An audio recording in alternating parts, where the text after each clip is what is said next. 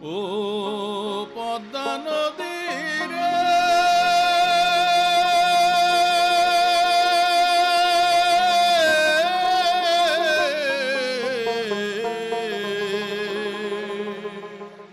এটা অনেকখানি ছিল, অনেকখানি। হয়তো 2 বছর ভাঙলো না, 1 বছর ভাঙলো অনেক, আবার হয়তো 1 বছর ভাঙলো না, আবার ভাঙলো, এরকম প্রতি বছরই ভাঙে।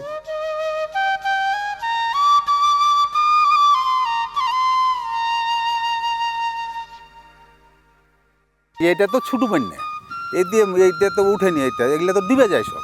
এগুলোতে এতখানি করে পানি হয়, এতখানি পানি হয়, 1 হাঁটু পানি হয় এগুলোতে। এইটার ওপরে এই যেগুলোতে আমরা দাঁড়িয়ে আছি, ঝড় বৃষ্টিতে এমন হয়, ঝড় বৃষ্টি হয়ে পাথর হয়ে একটা পোয়ালও পাওয়া যায় না, আউড়ও পাওয়া যায় না, সব নষ্ট, ক্ষতি এরকম হয়ে যায়। ওরকম তো সমস্যা হবেই, বাথরুমে যাওয়ার সমস্যা হবে না, সব কিছুর সমস্যা হয় তখন। এখন যেমন দেখুন বাথরুম, রান্না করার জায়গা কিছুই নাই, কি করব? যাদের ডাঙ্গা, হ্যাঁ যাদের ডাঙ্গা থাকে ওদের বাসাতে যায় কথা। এ দিয়ারে তো হবে না ওরকম ভাবে, ওই পানির ওপরে করতে হয় কষ্ট করেই। তো ভাঙ্গেলে এপারে এই জায়গাতে গেছিলাম, এই জায়গায় আবার ভাঙ্গেলে আমরা এই জায়গাতে ছিলাম মসজিদের আগা দিকে। বাড়িটুকু আছে এইমাত্র, আর কিছু তো নাই এখন আপাতত।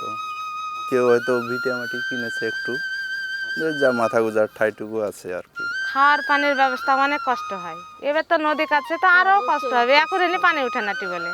কন্যার বাড়িতে স্কুলে প্রাইমারি স্কুলে যেতে পারে না, স্কুলে একজনা গেছিলো, এখানে কয়েকজনা একজনা পানিতে ধরলেন যে কাঁধে পা ধুতে নেমেছে, নামে গেছিলো, ডুবে গেছিলো, দিয়ে ছেলেটা লেগে না এখন ছেলে পিলে আর পড়তে যায়নি স্কুলে। এলে বন্যার পানিতে হয়েছে, দেখেন এটা সমস্যা, ওষুধ খাইয়ে ভালো হয়ে যাচ্ছে, আবার হয়েছে। তো বন্যা এসেছে, হয়তো বা ভাঙন দেখে ভয় লাগছে, অনেক কষ্ট এরকম ভাবে ছিল, অনেকখানি জায়গায় ছিল, সব তো বন্যাতে ভাঙে চলে এলো।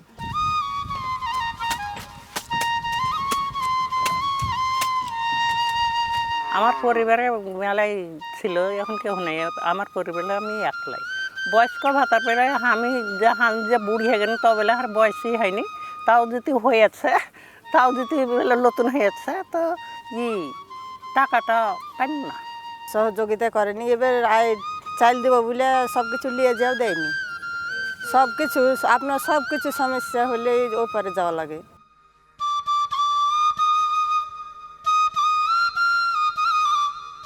আমরা তো ধান এই এলাকাতে আবাদ করি, আর অন্য যা আছে সব ওই পার থেকে নিয়ে আসতে হয়।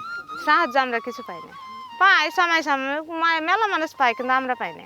আর একটা ভোট দিল কি না দিল কি না, তো একটা ভোট লাখ টাকা দিলেও পাওয়া যায় না।